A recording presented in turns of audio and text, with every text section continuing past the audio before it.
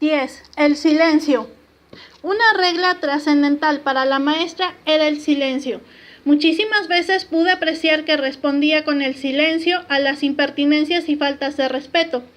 Recuerdo que un personaje que siempre ha ostentado ser gran santo y meditador le hacía preguntas sobre temas abstrusos de la enseñanza, como queriendo ponerla a prueba, a las que ella respondía con la mayor sencillez, concreción y síntesis. Sin embargo, como el referido personaje era contestatario, siempre ponía objeciones a sus respuestas, por lo que al principio mi persona procuraba abundar sobre el sentido de la respuesta, y seguidamente la maestra ratificaba mi dicho, pero aquel continuaba con nuevas y mayores objeciones, no encontrando de la maestra más respuesta que el silencio. Así que con tales antecedentes, en posteriores ocasiones opté por levantarme de la mesa y dejarlo con su monólogo. Y si bien la maestra continuaba sentada, persistía en su más absoluto silencio. También guardaba silencio cuando sus detractores la ofendían e injuriaban. Me llegó a comentar que ella no gastaba energía pensando en las ofensas ni en los ofensores, y siempre decía, que Dios les ayude. Era totalmente hermética para sus asuntos esotéricos y muy excepcionalmente, casi como una gracia, llegó a comunicar algún aspecto de su bendito real ser. Como decía el maestro, es absolutamente silenciosa y como quiera que jamás hace gala de sus poderes ni de sus conocimientos. Los pedantes de la época han agotado su baba difamatoria contra ella. Si uno no traía el recuerdo de alguna experiencia del ultra, aunque con ella misma hubiese sido la experiencia, jamás comunicaba nada. Además, sugería que no hablásemos de nuestras experiencias internas para que los maestros nos siguieran proporcionando tal regalo. Me comentaba la jefita que el abuelo no supo que ella tenía la capacidad chinas sino hasta los 4 años de casados, habiéndose reservado este extraordinario hecho porque los poderes son sagrados y debe guardarse el secreto. En verdad que nuestra amada maestra fue vivo ejemplo de la apotegma del maestro Samael, que dice, el silencio es la elocuencia de la sabiduría. 11. La fe. Destacaba en sus consejos que debíamos tener fe, que nada se lograba sin la fe. Afirmaba que no alcanzábamos las altas metas de esta maravillosa enseñanza por nuestra falta de fe, y repetía las palabras del Evangelio a propósito de tener siquiera la fe del tamaño de un grano de mostaza. También llegó a decir, cultiven la fe, porque si no la cultivan, la pierden. El maestro nos dice que debemos tener fe consciente y no la de un carbonero, que la fe no debe ser dogmática. Esto, sin embargo, no implica que sea imposible alcanzar la fe y nos desanimemos a ejercerla, porque de momento no se trata de una fe consciente, pues así como cualquier facultad se perfecciona por el ejercicio, asimismo la fe debe ejercitarse hasta lograr la fe consciente. De no ser así, ¿habría insistido tanto la venerable maestra Litelantes en que tuviéramos fe?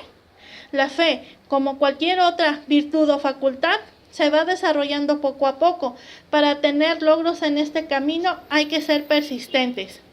He aquí algunas palabras de nuestro maestro a propósito de la fe, dichas en su conferencia La Gran Obra. En cuanto a la fe, es necesario tenerla. Claro, todo alquimista debe tener fe, todo cabalista debe tener fe, pero la fe no es algo empírico, algo que se nos dé regalado. La fe hay que fabricarla. No podemos exigirle a nadie que tenga fe. Hay que fabricarla, elaborarla. ¿Cómo se fabrica? A base de estudio y experiencia. ¿Podría alguien tener fe en esto que estamos diciendo aquí si no estudia y experimenta por sí mismo? Obviamente que no, ¿verdad?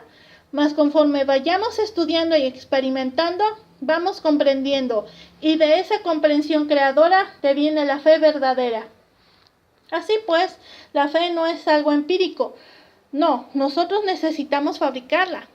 Más tarde, sí, mucho más tarde, el Espíritu Santo, el tercer Logos, podría consolidarla con nosotros, fortificarnos y robustecernos, mas nosotros debemos fabricarla. Nuestra señora Litelantes decía que se llevaba toda una vida aprender bien esta enseñanza, por tanto, no hay que desanimar. Ella no quería que tuviésemos dudas en la posibilidad de ejercer la fe, eliminar el ego, practicar la alquimia, hablar con Dios y encarnar al real ser. Precisamente por ello nos insistía en que debíamos ser persistentes, aunque nos llevara una vida o varias vidas. 12. La paciencia. Nuestra maestra decía que debíamos tener una paciencia a toda prueba, pues nada se logra en el camino iniciático y en la vida ordinaria sin la paciencia. Todo acierto, todo logro está afincado en la paciencia. Recordemos la frase del Evangelio: en paciencia poseeréis vuestras almas. La maestra era un ejemplo vivo de la más infinita paciencia. La tuvo para ayudar al maestro a corregirse. También tuvo paciencia para ayudarnos a todos nosotros a corregirnos, para lograr sus mayores exaltaciones, para soportar su larga y penosa enfermedad. El venerable maestro Samael Aun Weor nos dijo: el estudiante necesita mucha paciencia, porque cualquier acto de impaciencia lo lleva al fracaso. Se necesita paciencia, voluntad, tenacidad y fe absolutamente consciente. La jefita insistía en que este camino es de paciencia, tenacidad, resistencia. Es para gente que resiste, que aguanta. Se trata de resistir los embates del maligno. Al efecto, no resistir es explotar al prójimo, considerar la enseñanza como negocio, modificarla o adulterarla, quitarle la mujer al prójimo, tener pajilla hermética, hablar mal de los maestros, caer en el fanatismo y la santurronería, etcétera, etcétera. También afirmaba la maestra que debíamos tener gran paciencia para pagar nuestras deudas kármicas. Es más, llegó a decir que nunca se terminaba de pagar. Aún los adeptos exentos tienen deberes, por lo que solamente estamos a expensas de la misericordia del tribunal. Decía que teníamos que pagar con gusto, con alegría, porque si uno perdía la paciencia reclamada, más se incrementaba la deuda. En cambio, si uno pagaba su deuda pacientemente, con alegría, le daban un respiro. Era más rápido el pago y podía vivir una vida mejor. Con estas 12 reglas fundamentales que nos entregara la venerable maestra Litelantes, seguramente aprenderemos a saber vivir, pues para eso estamos en este mundo, para cursar la universidad de la vida. Como decía sistemáticamente el maestro, la iniciación es la misma vida, de lo cual dio fe nuestra maestra, que nos entregó la más maravillosa de las enseñanzas, el ejemplo. Alabado sea tu nombre, Señora del rigor, Virgen del tribunal, Diosa de la sabiduría, Madre nuestra Litelante, sea tu nombre bendito por toda la eternidad. Amén. A continuación, un pequeño poema hacia la maestra Litelantes que se titula Gloria a Litelantes. Gloria a ti, Litelantes, Madrecita nuestra divina. Con roble y encina formas los hierofantes. La severidad de la ley tornaste misericordia, distes corona al rey y al pueblo concordia. Las aves tu nombre cantan, bella melodía de luz. Las tinieblas se espantan de la rosa en tu cruz. Capítulo 7. Título: La meditación. Este es el sano consejo, la síntesis de la acción inmediata en el camino esotérico, que nuestra bien amada maestra siempre daba a quienes se lo pedían de corazón. Lean los libros del maestro, mediten y pídanle a su Padre. Muy importante es la lectura y el estudio del quinto evangelio, pero no menos importante es la meditación y la oración al Padre, es decir, a las distintas partes del ser, pues el estudio debe ir armónicamente combinado con la meditación y la oración. Se trata concretamente de aplicar la enseñanza estudiada. En este punto, Tondita no hacía sino reiterar lo tantas veces dicho por el maestro, quien sugería combinar inteligentemente la meditación con la oración, o bien combinar sabiamente la meditación con la oración. o sencillamente combinar la meditación con la oración. Los maestros Litelantes y Samael demostraron estar en meditación-oración constante, pues gozan de conciencia continua, de conciencia consciente en el astral y otras dimensiones. Ellos sí vivencian realmente la seidad. En verdad, quieren que nosotros encarnemos nuestro real ser interior profundo e insisten en la eliminación del mercurio seco, entre paréntesis el ego, y el azufre arsenicado, entre paréntesis fuego sexual con vibración infernal, dentro del proceso alquímico que lleva a dicha encarnación, y las herramientas para lograrlo son los 3 factores de la revolución de la conciencia. Nuestra bendita maestra decía que debemos meditar en la muerte del ego animal al menos unos 10 minutos para empezar, hasta lograr meditar 1 hora diaria o más, tal como sugiere el maestro Samael. Cuando algún estudiante lo comentaba que le resultaba muy difícil concentrarse durante el proceso de la meditación, le decía: pues párese y póngase a hacer otra cosa, no pierda su tiempo. Si usted persiste y procura meditar, llegará el momento en que se concentre. Por consiguiente, la meditación para nuestra maestra no era algo mecánico, sino dinámico, es decir, insistir varias veces en el día o la noche hasta lograr la concentración apropiada y profundizar verdaderamente la meditación. Caso muy similar sucede con las ciencias, pues cuando un estudiante le preguntó por qué no salían yinas a pesar de que cotidianamente realizaba la práctica que enseña el maestro Samael, es decir, la misma práctica que Nuestra Señora Litelantes le enseñó al maestro, a lo que respondió la maestra: les falta atención, no tienen concentración. Además, quieren los poderes para investigar la vida ajena y hacer sus picardías. Así nunca les van a ayudar los maestros. Quieren todo regalado, no hacen esfuerzo alguno. Así pues, nuestra jefita era muy exigente en la buena voluntad con que se hacían las cosas. Cuando le pregunté la manera de mejorar la atención y la concentración, dijo: pídale a su padre con fe, pero también debe usted cooperarle haciendo las prácticas. Veamos ahora 2 puntos más importantes que sobre esta clase de prácticas entregó el venerable maestro Samael. Subtítulo: Clases de meditación. El maestro clasifica la meditación de la siguiente manera: es posible que en una práctica de meditación profunda la conciencia de alguien se escape del ego y experimente la dicha del vacío iluminador. Es obvio que si ese alguien lo consigue, trabajará con gusto sobre sí mismo, trabajará con ardor, pues habrá experimentado ciertamente en ausencia del ego. Eso es la verdad, eso que no es del tiempo, eso que está más allá del cuerpo, de los afectos y de la mente. Aquí, en esta cátedra, les he enseñado una forma sencilla de meditación, entre paréntesis, porque hay un tipo de meditación que está dirigido a la autoexploración del ego, por el propósito de desintegrarlo, de volverlo cenizas. Pero también hay otro tipo de meditación que tiene por objeto llegar un día a la experiencia de lo real.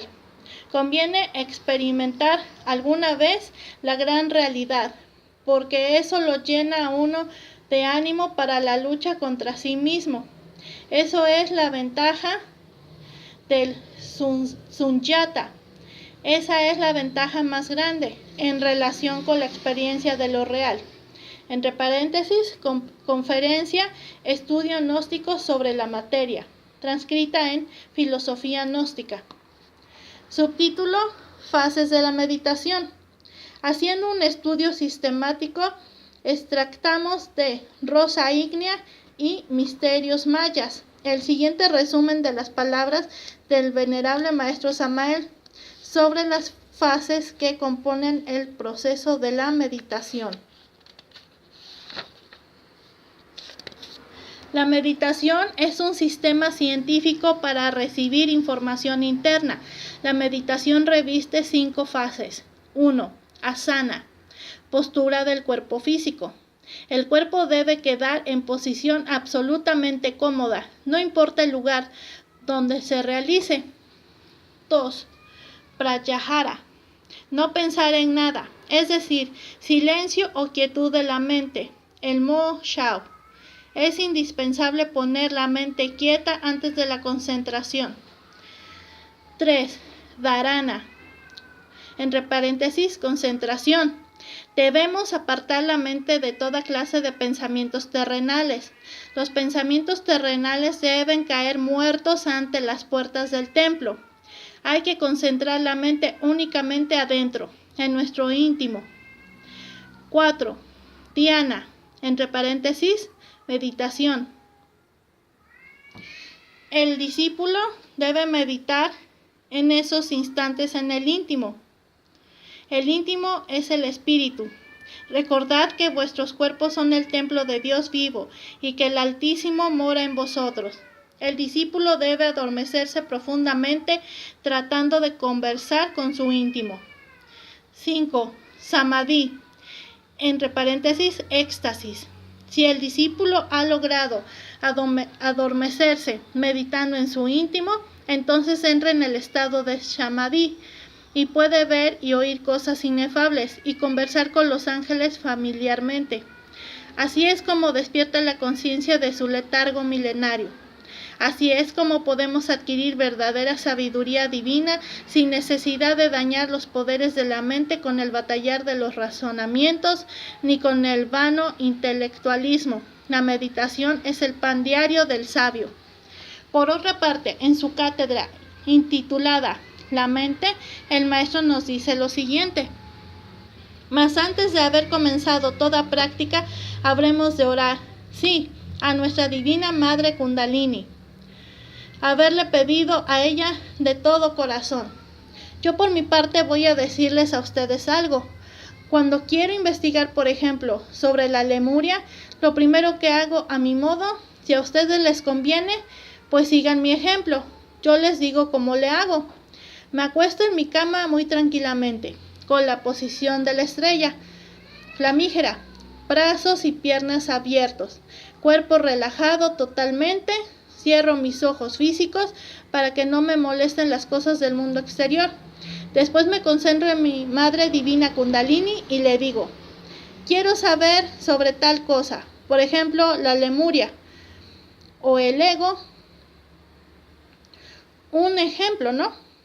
Quiero información, suplico y pido con verdadero amor, naturalmente, porque a la Madre no se va uno a dirigir en forma dictatorial, limosna con escopeta, como dicen por ahí, no, sino con verdadero amor. El hijo debe dirigirse a su madre con amor. Y después de la súplica, busco poner la mente quieta y en silencio. Si algún recuerdo me viene a la mente, en esos momentos que intento la práctica, pues lo comprendo, lo analizo y lo olvido. Si surge cualquier deseo, cualquier idea, pues hago lo mismo, analizar, comprender, discernir y olvidar. Y al fin, la mente quedará quieta. Una vez quieta y en el más profundo silencio, mi conciencia se desembotella. Eso es obvio. Se sale de entre la mente y voy a vivir en la Lemuria, a ver los hechos de la Lemuria y a revivir las existencias que tuve en la Lemuria. Después salgo ya de la meditación con toda la información, la escribo y se las entrego a ustedes en los libros impresos. ¿Qué tal? ¿Qué les parece mi sistema, mis caros hermanos? Empero reconozco que cada cual es libre para pensar como quiera. Quienes quieran seguir mis enseñanzas, que las sigan. Yo no estoy tratando de hacer coerción sobre la mente de nadie. Respeto el libre pensar de cada cual. Expongo, sí, y digo, es mejor libertarnos del proceso del intelecto. Lo grave es que las gentes están Están tan autoengañadas que creen que toda acción debe ser forzosa de la mente. Jamás hacen la voluntad del Padre. Nunca actúan de acuerdo con los dictados de la conciencia. No escuchan a la conciencia. Prefieren vivir con sus ideas más o menos torcidas o disparatadas, de acuerdo con sus impulsos meramente intelectivos. Eso nos ha conducido al error. Vean el estado en que se encuentra la humanidad. Subtítulo: Las 10 reglas de la meditación.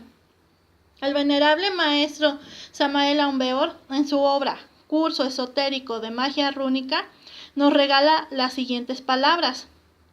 La meditación científica tiene 10 reglas básicas fundamentales, sin las cuales resultaría imposible emanciparnos, liberarnos de los grilletes mortificantes de la mente. 1. Primera regla: hacernos plenamente conscientes del estado de ánimo en que nos encontramos antes de que surja cualquier pensamiento. Segunda regla: psicoanálisis: indagar, inquirir, investigar la raíz, el origen de cada pensamiento, recuerdo, afecto, emoción, sentimiento, resentimiento, etc., conforme van surgiendo en la mente. Tercera regla: observar serenamente nuestra propia mente, poner atención plena en toda forma mental que haga su aparición en la pantalla del intelecto. Cuarta regla: tratar de recordar, rememorar esta sensación de contemplar de momento en momento durante el curso común y corriente de la vida diaria. Quinta regla: el intelecto debe asumir un estado psicológico receptivo, íntegro, unitotal, pleno, tranquilo, profundo. Sexta regla: debe existir continuidad de propósitos en la técnica de la meditación, tenacidad, firmeza, constancia, porfía. Séptima regla: resulta agradable, interesante, asistir cada vez que se pueda a las salas de meditación, entre paréntesis, lumiciales gnósticos. Octava regla: es perentorio, apremiante, necesario, convertirnos en vigías de nuestra propia mente durante cualquier actividad agitada, revuelta, detenernos siquiera por un instante para observarla. Novena regla: es imprescindible, necesario, practicar siempre con los ojos físicos cerrados a fin de evitar las percepciones sensoriales externas. Décima regla: relajación absoluta de todo el cuerpo y sabia combinación de meditación y sueño. Querido lector, ha llegado el momento de aquilatar, analizar juiciosamente estas 10 reglas científicas de la meditación. A. El principio, base, fundamento vivo del samadhi, entre paréntesis, éxtasis, consiste en un previo conocimiento introspectivo de sí mismo. Introvertirnos es indispensable durante la meditación de fondo.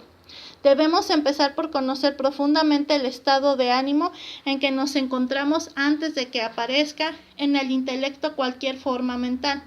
Resulta urgente comprender que todo pensamiento que surge en el entendimiento es siempre precedido por dolor o placer, alegría o triunfo, gusto o disgusto. B. Reflexión serena: examinar, aquilatar, inquirir sobre el origen, causa, razón o motivo fundamental de todo pensamiento, recuerdo, imagen, afecto, deseo, etc., conforme van surgiendo en la mente. En esta segunda regla existe autodescubrimiento y autorrevelación. C. Observación serena: poner atención plena en toda forma mental que haga su aparición en la pantalla del intelecto. D. Debemos convertirnos en espías de nuestra propia mente, contemplarla en acción de instante en instante. E. El chitta, entre paréntesis, la mente, se transforma en pritis, entre paréntesis, ondas vibratorias. Lo mental es como un lago apacible y tranquilo. Cae una piedra en él y se elevan burbujas desde el fondo. todos los diferentes pensamientos son rizos perturbadores de la superficie del agua. Que el lago de la mente permanezca cristalina, sin oleajes, sereno, profundo durante la meditación. F. Las personas inconstantes, volubles, versátiles, tornadizas, sin firmeza, sin voluntad, jamás podrán lograr el éxtasis, el satori, el samadhi. G. La técnica de la meditación científica es obvio que puede practicarse tanto en forma individual, aislada, como en grupo de personas afines. H. El alma debe libertarse del cuerpo, de los afectos y de la mente. Resulta evidente, notorio, patente, que al emanciparse, al liberarse del intelecto, se libra radicalmente de todo lo demás. Y es urgente, indispensable, necesario eliminar las percepciones sensoriales externas durante la meditación interior profunda.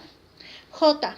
Es indispensable aprender a relajar el cuerpo para la meditación. Ningún músculo debe quedar en tensión. Es urgente provocar y graduar el sueño a voluntad. Es evidente, notorio, indiscutible, que de la sabia combinación de sueño y meditación resulta eso que se llama iluminación. Resultados. En el umbral misterioso del templo de Delfos existía grabada en la piedra viva una máxima griega que decía: Nócete ipsum. Hombre, conócete a ti mismo y conocerás al universo y a los dioses. El estudio de sí mismo, la serena reflexión, es obvio, patente, claro, que en última instancia concluye que la quietud y en el silencio de la mente. Cuando la mente está quieta y en silencio, no solo en el nivel superficial, intelectual, sino en todos y cada uno de los 49 departamentos subconscientes, adviene entonces lo nuevo. Se desembotella la esencia, la conciencia, y viene el despertar del alma, el éxtasis, el samadhi, el satori de los santos. La experiencia mística de lo real nos transforma radicalmente. Las gentes que jamás han experimentado directamente eso que es la verdad, viven mariposeando de escuela en escuela, no han encontrado su centro de gravitación cósmica y mueren fracasadas, sin haber logrado la tan anhelada autorrealización íntima. El despertar de la conciencia, de la esencia, del alma o Buddhata, solo es posible liberándonos, emancipándonos del dualismo mental, del batallar de las antítesis, del oleaje intelectual. Cualquier lucha subconsciente, sumergida, infraconsciente, inconsciente, se convierte en una traba para la liberación de la esencia, entre paréntesis, alma. Toda batalla antitética, por insignificante e inconsciente que ella sea, indica, señala, acusa, puntos oscuros, ignorados, desconocidos, en los infiernos atómicos del hombre. Reflexionar, observar, conocer esos aspectos infrahumanos del mí mismo, esos puntos oscuros, resulta indispensable para lograr la absoluta quietud y silencio de la mente. Solo en ausencia del yo es posible experimentar eso que no es del tiempo.